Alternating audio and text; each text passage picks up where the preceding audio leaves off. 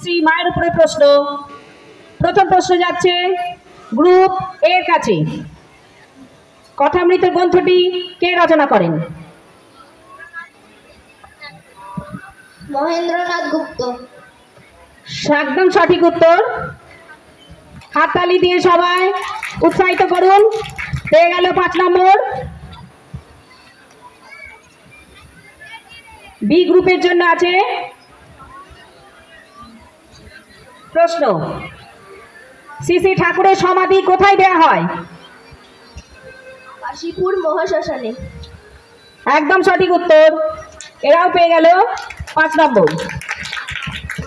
C গ্রুপের জন্য প্রশ্ন। সি গ্রুপের জন্য প্রশ্ন যাচ্ছে দক্ষিণেশ্বরের দেবালয়টি কবে কে প্রতিষ্ঠা করেন? 1262 বঙ্গাব্দ রানী রাসমণি। বাহ, খুব সুন্দর উত্তর দিয়েছে। এখন চতুর্থ প্রশ্ন বি গ্রুপের জন্য চলে যাচ্ছে কৈশোরকালে গদাধর কার সাথে বন্ধুত্ব পাঠিয়েছিলেন?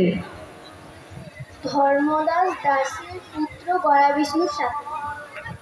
ধর্মদাস দাসী, ঠিক করে দাসী ঠিক হলো না, ধর্মদাস আরেকবার বলো, সময় আছে 30 সেকেন্ড। ধর্মদাস দাসের পুত্র গয়া বিষ্ণু। ধর্মদাস দাসের, আচ্ছা ধর্মদাস, ধর্মদাস ওটা কি ছিল?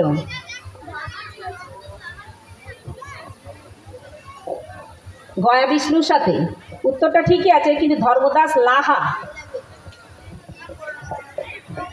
উত্তরটা ঠিকই আছে গয়া বিষ্ণুর সাথে। আসল প্রশ্ন উত্তরটা এ আছে, 5 নম্বর দেয়া যাবে ওকে। শ্রী শ্রী মায়ের, এবার ইয়ের জন্য প্রশ্ন যাচ্ছে শ্রী শ্রী মায়ের প্রথম সেবক কে ছিলেন? ইয়ের জন্য প্রশ্ন, শ্রী শ্রী মায়ের প্রথম সেবক কে ছিলেন? কি প্রথম সেবক কে ছিলেন? সময় আছে 30 সেকেন্ড সময় আছে, তোমরা ভেবে উত্তর দাও।